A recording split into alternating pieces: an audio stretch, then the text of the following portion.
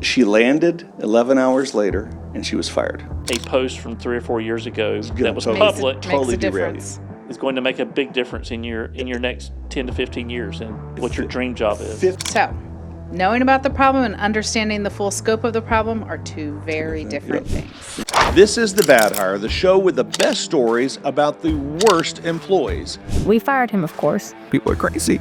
It's like an HR nightmare. Right. One bad hire stole all of it. Crazy stuff. She got what she deserved. Oh. I'm your host, Ken Monroe, and every week we dive into real-life stories from the wild world of work and what can happen when the wrong person gets the job. These stories aren't just crazy, they're cautionary tales about lessons learned the hard way. Let's get started. Hey everyone, this is welcome back to The Bad Hire, the show with the best stories about the worst employees happens. And we have maybe 28 shows under our belt, and we have heard some really crazy stories. I've got two special guests today with me today. I'm joined by Randall Wilson. He's the Chief Operating Officer over at BeachX. Glad to be here. Yeah, man. Well, Thank you. Yeah, it's cool. And Jamie Franco, who she's a Vice President of Global Partnerships and Alliance at Fairly. I think you were just in Europe or something, weren't you? I was in Paris. Oh, okay. But I'm getting ready to go to Amsterdam. I saw something. But she's Global Partnerships and Alliance at Fairly. Yeah, thanks for having me. Yeah, Looking how are forward you to guys having doing? some fun. Yeah, for sure. All right. Let's get into it. You guys know the drill. We'd love to get your stories. We'd love for you to submit them in.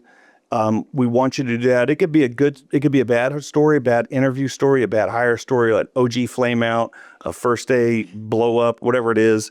And then if you got a good hire story, we love that too, because I love the redemption stories. So, you can send that in. Now, what we'll do is at the end of the year, we're going to pick one story as the best story of the year, and we're going to award that person $10,000 for the best story of the year. So go ahead, take your shot. Send us a story. You can either send us a story that's written, or you can ask to do a segment on the show where you'll meet with a producer. They'll interview a segment with you where you can tell the story yourself. Those are always super fun. And then, we encourage you to kind of get in line. I think we have 80 people in the pipeline trying to get on the show like that. So, and we're getting to them as fast as we can. So, but yeah, sign up for it. All right. Or we must be one of the fortunate few that got in front of the line of 80 other people. So, no, there's not. They're not hosts, so we don't. It's what we found is so much easier to coordinate these segments than to try to get people to time everything perfectly, and then crosstalk and reaction stuff doesn't work as well when it's there's somebody on over the phone or on Zoom call or whatever. It's hard for them to get. Who's the ultimate judge of the story? Who gets to pick the best? I think the team will pick. Okay. Yeah, for sure. So I have one particularly I like so far. So we got to top it, right? It's it's a cat story. So it's a guy that gets on Zoom calls and team calls, and he's laying in bed shirtless with his cat, and he's on the company call. It's a great story. And it just resonated with me, I think, because we had an occurrence of that. had somebody on a They didn't have a Zoom chat call in bed, shirtless. Yes. Wow. Oh, wow. Yeah. You're just like. We'll try to top those today. We watched this. When we came out of when COVID first started, and we started moving everybody around and got them home. I think we sent everybody home on March 17th or March 19th. And I just remember that everybody was so like everything was dressed. They still wore their gear. They were so dressed up, hair done, makeup on. Everybody looked sharp that first 6 months. First 6 months. And then it all went downhill. It started, then it was like, well, the hair no longer, no. Or they just go off camera. Yeah, that's They the accidentally turn their camera on and they're bare chested and laying in the bed. Yeah. And so it goes all the way to the end. And I don't know. I think it's funny. and you just see the slow decline of like, okay, when that, they don't dress up anymore. Now they don't really wash their hair or do their hair anymore, and the makeup's long gone, and so the end result is they turn their camera off, right? Yeah. So now you're doing an event with no one's on it, and I'm like, as a leader, I'm trying like, how am I going to build and shape a culture of people who won't put their face, you don't even know what people looks. If we hire somebody, no one's even gonna know what they look like, because if they come on and see that everyone turned their camera off, they're just like right back off. There's your opportunities to make some bad hires right there. Yeah. On camera only. Yeah. So I think we have a rule, don't we? To Always have your Chicks camera has a on. rule. Yeah. The camera's got to be on. I'm a camera on girl too. Yeah. So You have to see them. Yeah. I don't. even on client calls or prospect calls, we'll come on with cameras, and I Sometimes think the they other don't. end feels a little obligated to turn their cameras on at that point. You're like, well, everybody there just turn their camera Yeah, on. when you're So talking to let's us, flip our camera on. It's kind of a way to make sure they're paying attention, right? They're Yeah. not just like dozed off and. Well, you working feel like with you're the talking computer. to a wall. If not, you're like, Yeah. just talking to the space. Yeah. Oh man. All right. So today is pretty cool because, Jamie is heavy into social media screening, and her company is heavy into social media screening. Got great technology, and so that does that, and she's just you've been in it for For a while now. since the beginning. Yeah. Of really when this became a thing. I think I remember when it first started that there was just a lot of resistance in the industry around like, is this legal? Can you of do course, this? every lawyer for Oh. every CRE firm, you can't be doing that stuff right there. No. Our lawyer had a fit. Yeah, he did. Do not put any scoring on there. Do not let them do this. Best I thing you wanna can do is see just not do this. Just don't do this. Just don't, and we're Well, like, we're going to review every one of these before they let them send them out to the clients. Like, well, it's a social media screen. So dude, it's public information. Public posts. They just laid it out there. Like Yep. it's like I went Accidentally, it's it's like like I went to Jason. a speech and heard him talk, and I heard him talk. That's what. How else are we going to see people without their shirts on? I mean, come on. That's true. Anyway, so you've been in that a long time, and so today we're going to dedicate the show to nothing but social media blow up stories. And so we've got there's a couple famous ones we're going to talk about. That I actually did a post about one of these the other day where I talked about it, but we'll talk about it here on this show, and these should be interesting. So Before we dive back into the chaos on the bad hire, this episode is brought to you by B-Checks. Hiring shouldn't feel like rolling the dice. Background checks should come with great tech, seamless integration, and customer service that delivers. That's B-Checks. Lightning fast results, unmatched accuracy, built-in fraud prevention. We help you hire the right people. Now, B-Checks plugs into over 100 HRIS and ATS systems, so your background checks run smooth, fast, and backed by top-level service. Protect your team, protect your reputation, protect your sanity. Go to bchecks.io. That's BCHEX.io. why don't I get started?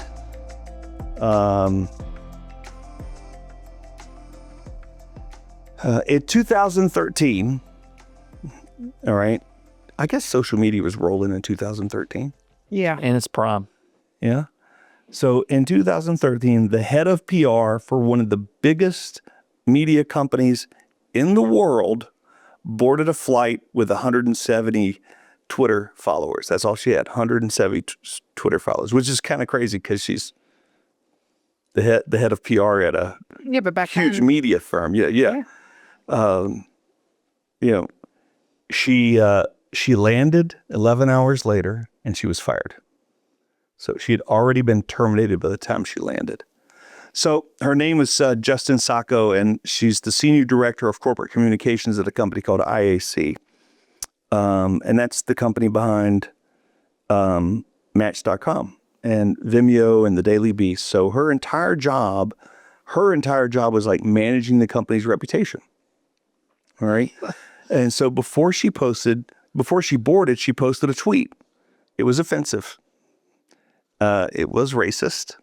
And it had been sitting in her public feed like for years. So I guess she reposted it.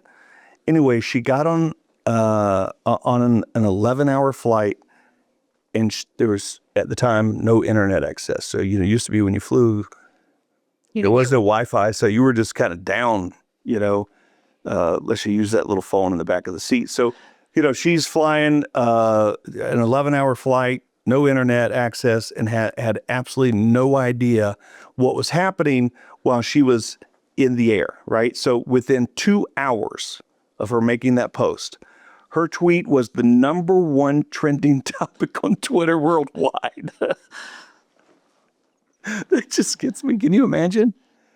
And she's just sitting. You on the just say, plane. you're like firing something off when you're sitting in the tarmac, you're waiting, and bing.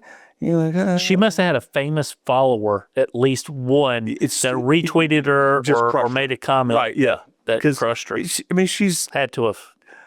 I don't know. And so she becomes the #1 trending topic.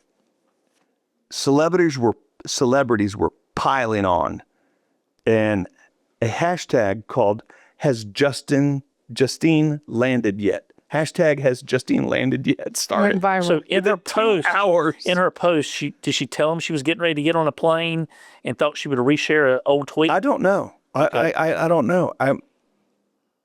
But she had I read 11 hours to think about it. I actually read the post a couple weeks ago, but I can't remember the details other than I know it was not a good one. And so, so you're not going to share what she posted? I don't want to say it because I won't get exactly right.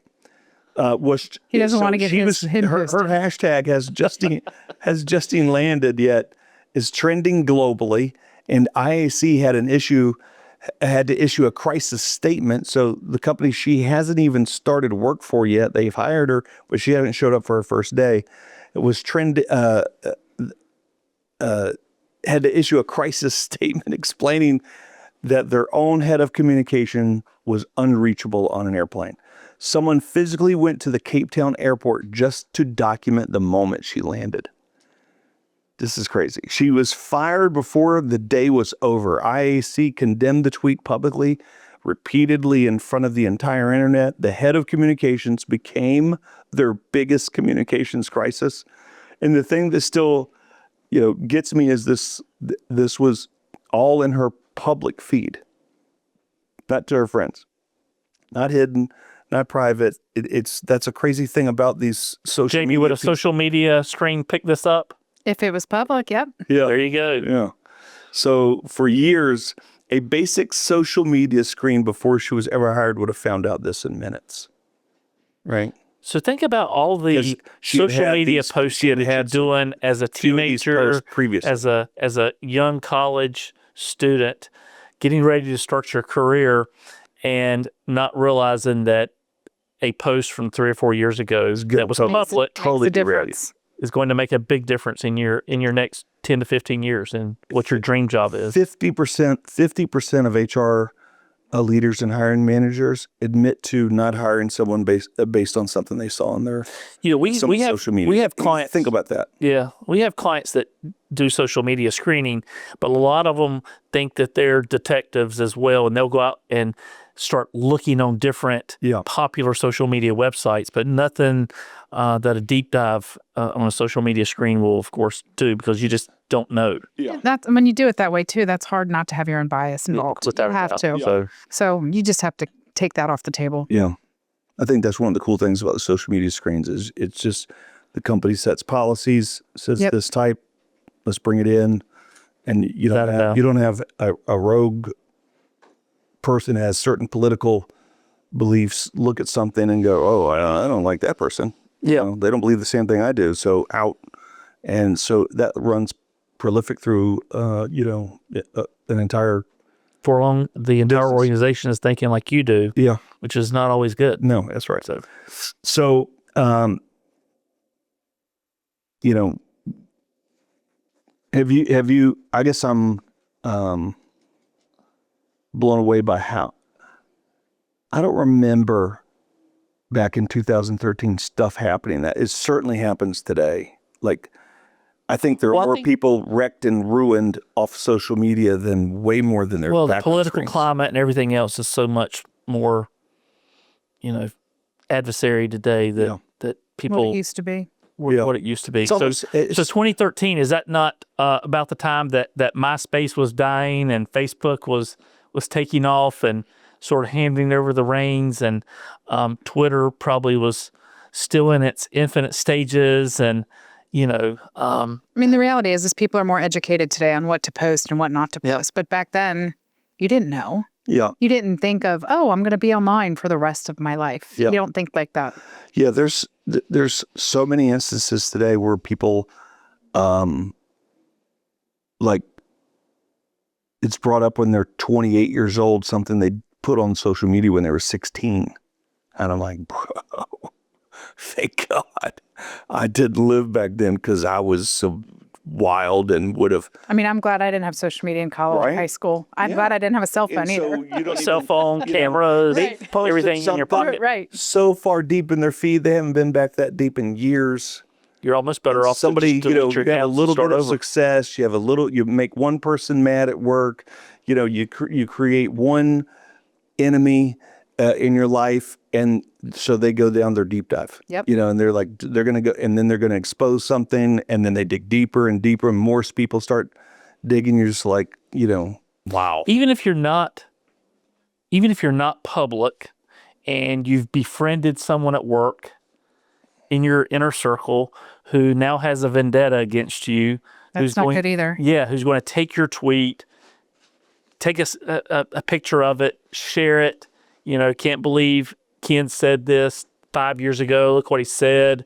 But it's not public, but now they've exposed you. Yeah. Because you thought they were a friend. Yeah. So. Oh, I mean, even today when we do these and I do social media clips, I've always got this kind of back filter on, like, should I post that? Should I not? There's been a couple times where we posted something, and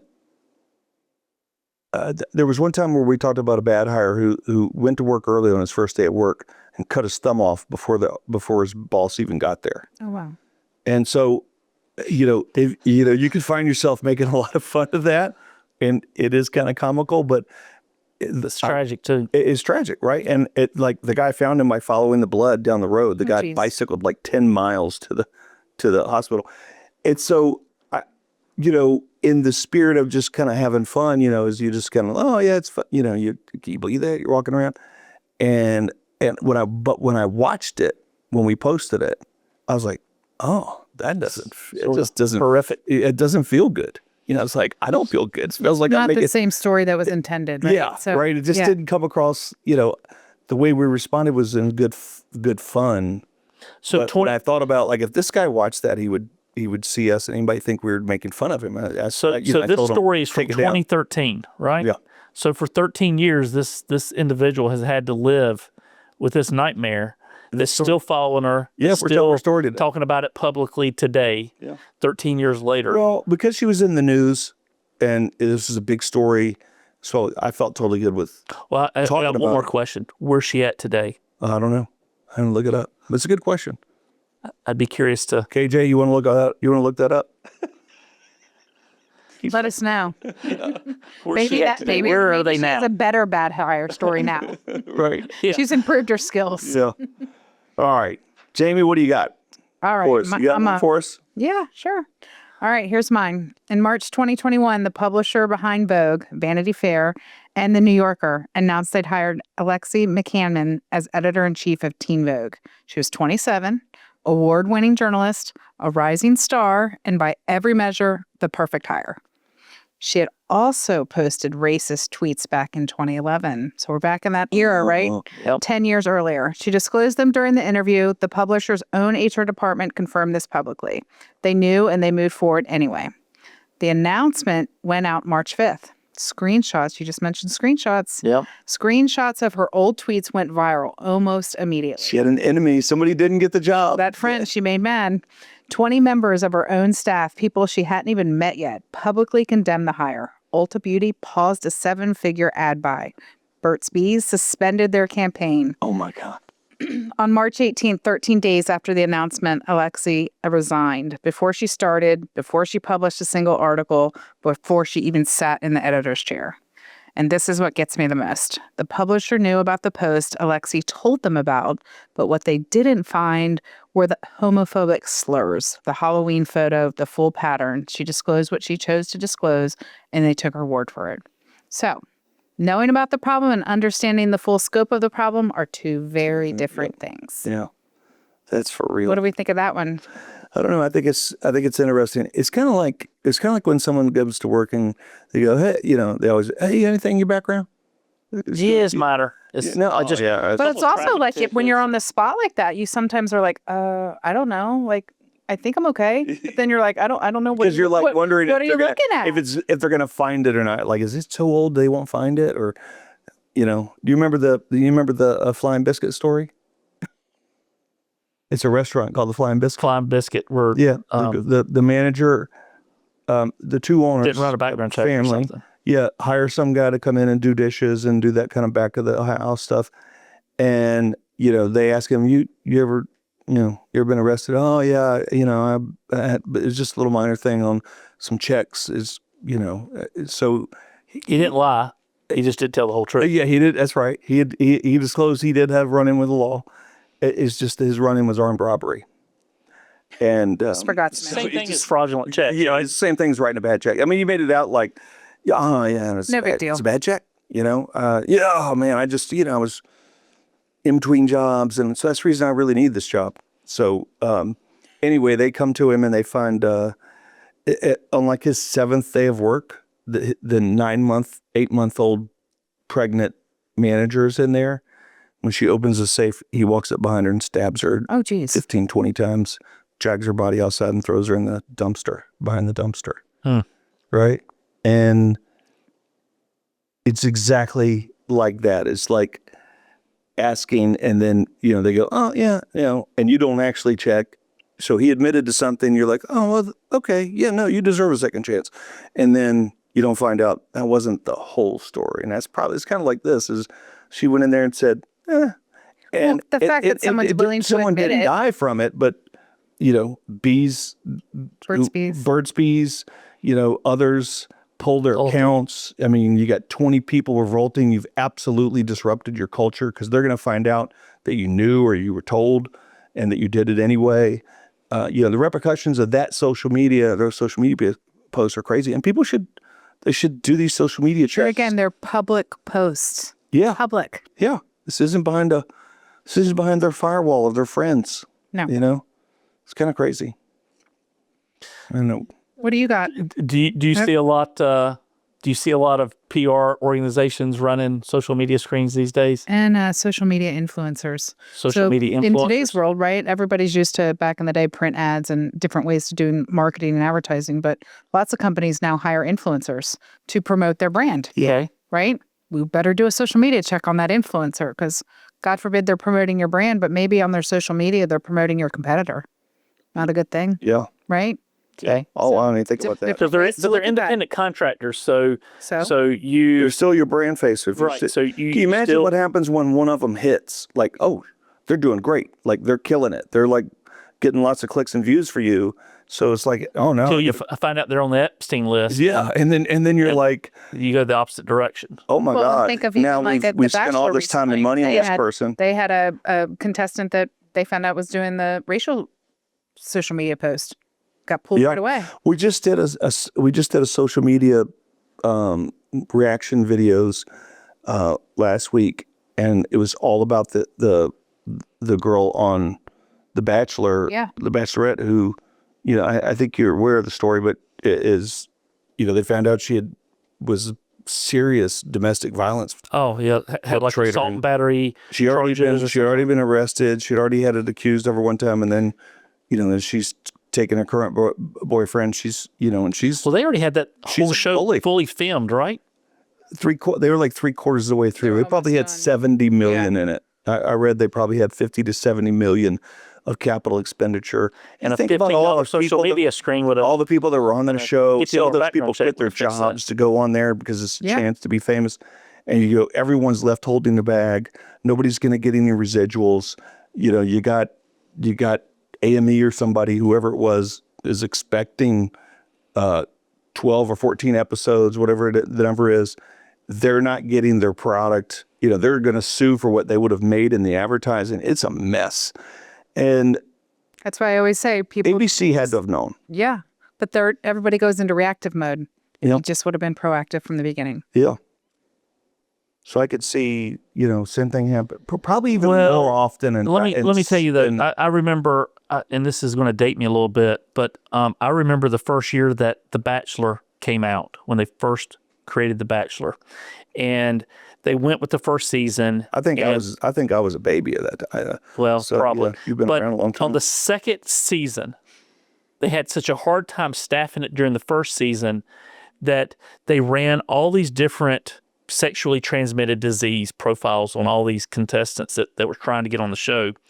And one of the producers called and said, hey, here's 3 candidates that we need you to overlook their test results on.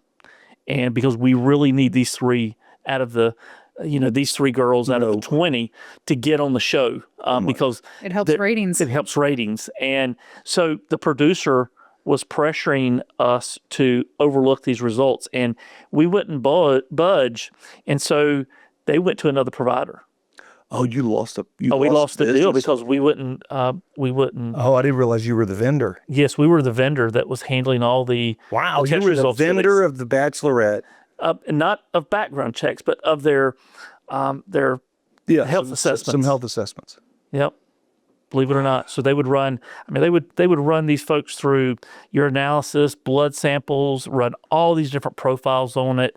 We would have our doctors So review the stuff. understanding how deep they're looking, there's no way they didn't know the background. They of that girl. clearly knew the background. Yeah, of they that girl. they made up their mind, as always, that was going to be more powerful. All right, so Randall, what do you got? All right. So Outback Steakhouse.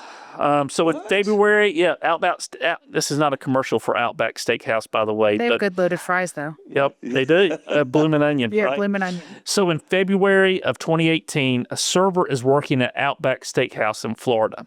It's a Wednesday morning, and a local mega church calls in a massive takeout order.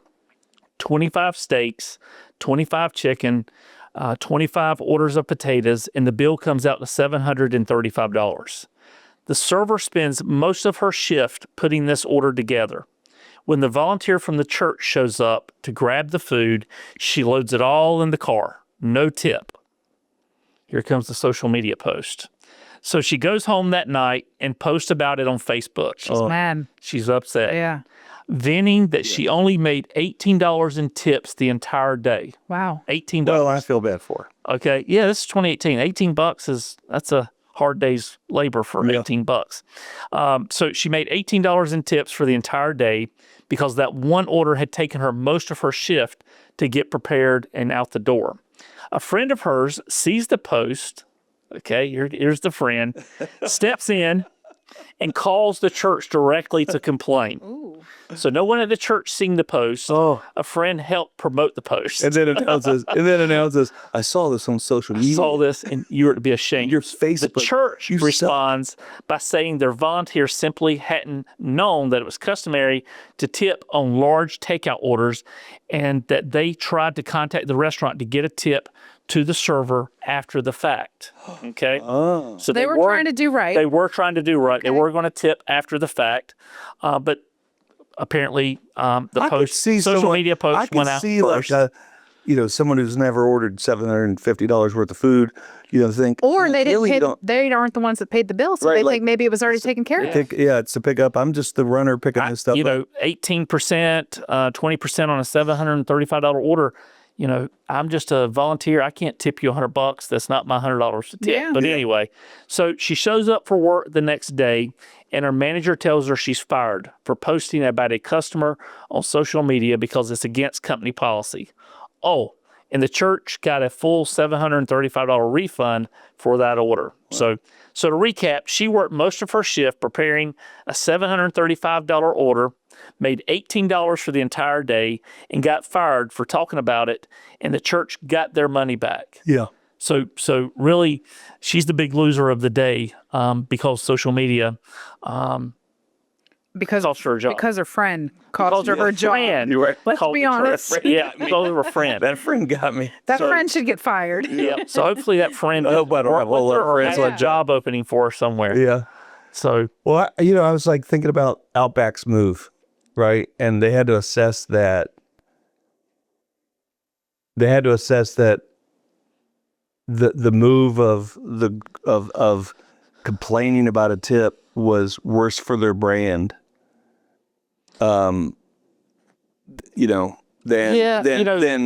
Certainly the corporation can't jump on and be like, yeah, you didn't tip us.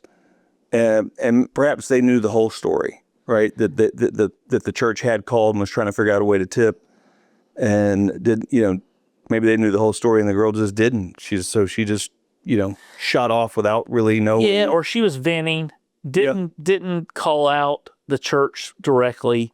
Her friend knew who the church Right. was. Her friend knew she worked at Outback. Yeah. It's one of those context things that you want to read the post. Did she, hashtag Outback Steakhouse? Did she hashtag and call out the church in her post? There's a lot of variables there that can be challenged. There's so much that can that an employee can destroy with a social media post. I mean, But to her defense, does she know that what Outback's social media policy was? she may Probably not. Yeah. So in her mind, she Well, might that- have just that been makes venting, like, me- I worked all which is day. great. I just wanted a couple dollars. I didn't get it. That's a great idea. And then for Outback to come back and say, well, we fired her because you're not allowed to do that. Well, did she know that? I don't even know if my employees here know the social media policy. Yeah, I was actually just thinking. Better get on it. I know. I'm thinking about that. We should do some research and develop some and share it with our customers. Like, if you don't have one, Everybody should have a social here's a media way to use policy. this document to kind of choose. We probably have one. If I know our lawyers, we have one. Yeah. It's just, do we know it? And does our staff know it? That's probably a different one. But, it's like your handbook. It's a 50-page handbook, employee handbook. I don't know everything Well, in there, employees are but an extension of your brand, but They are. it is HR's role to, if you have a policy, which I encourage everyone to have a policy, to make sure they know it. Yeah. My thing on the social media screening, I think the position I've taken is as B-Checks, starts to expand its really kind of awareness campaign on social media screening and what it can do and all that, it is like encouraging people, if you feel like you can't do this all the way down to every employee, then at least start somewhere. Like, people who have big brand awareness or have Forward facing. forward facing, would be a credibility voice for your brand. Principals, superintendents, Directors of boards, PR. yeah. I think we talked about a couple of those today, right? Because they're going to go, hey, this so and so, the director of this, that, or the other. Your director level should know, but a server at Outback is probably not going to be as aware of the social media post. But then again, she may not be out there posting about Outback or about the mega church. I'm just saying that's a proper way friend to. took it to the I next think level. it's a way to people to start in their social media. Yes, without a doubt. And then my feeling is, after they see, after you've done 50, 60, you'll probably be like, oh, We probably should do this on we everyone. probably should do this a little deeper, because I bet that 25-year-old we had probably has worse social media than that other person we just did. Because Probably the younger generation has. media. Yeah, the younger generation has a worse social media history than the older population. Well, they live on it. Yeah, I mean, they live on it. They're also their daily news Facebook source. was a novel. Yeah, it's Facebook was a novelty. You put pictures of all of your our kids stuff and your got My archived kids when tell me that- MySpace went down. Yeah, my kids tell me that Facebook now is for the old people. Yeah. I'm like, wait, what? Like, I still post pictures, and only old people look at Facebook. Well, I think about all the people who had all their records archived when MySpace shut down. Yeah, That's one way. Oh my gosh. I never had a MySpace page. I didn't I'm either, okay with but, that. that's got to be the 90s. Yeah. That's got to be the late 90s, right? Early Yeah, I'm 2000s. trying to think if I had a MySpace. I don't. That's when the first internet, I think, first come out. But I don't. I was in don't know. college in the 90s, so people were making MySpace pages. They were. Yeah. Yeah. So I was gonna say 90s. I mean, it's also when you put the disc in for AOL and you dialed it up to your, dial-up, dialed people it up don't to know your what that computer. is today. Yeah. We might want to change the subject because we're all aging ourselves. So we gotta be careful here. Well, I loved it. This was great. Those were really good social media stories. And my advice to you is, explore social media screening. Maybe if now's not the right time, you do it later and figure it out. Before it's too late. Because when we did research for the show, the stories were not hard to find. I mean, it was like an immediate holy cow. Just type in social media catastrophes and you'll Yeah, that's exactly right. And it's just wow. And you're like, it's pretty unreal. And so, if you're not doing them, find one and run them. I'm sure someone will let you have them for free. Randall probably let you have, a couple of samples and let you run it on people. I know that we did that one time on somebody that used to work for us, and we had a pretty good idea of what we were going to find, and we sure enough found it. So yeah, I mean, if good thing they were prior employees. Yeah, that's like I right. said. So that would have knowing that now, is you should go out and get one and test it, review it, look at the results, have some policy discussions and see if you can figure out how to use it.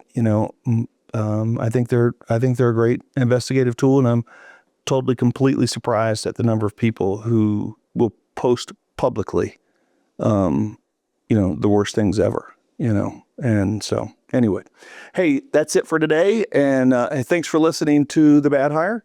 We appreciate you listening to us. I enjoyed today. It was kind of cool having a theme about social media. Appreciate the invite. Do what? Yeah, Super fun. glad you're here. Super fun. Thanks for coming. Of course. Yeah, you came a long way. I think we're I'll come back down. Yeah. Maybe next year. awesome. And so, but hey, listen, please subscribe, rate, review, whatever you can do to click whatever button that says you think this is a cool show. Do that, and don't forget your story. If you'll tell it, shoot your shot. Right, your story could win $10,000. So go to thebadhire.com and make that happen. You can sign up to do a video segment. You can write the story.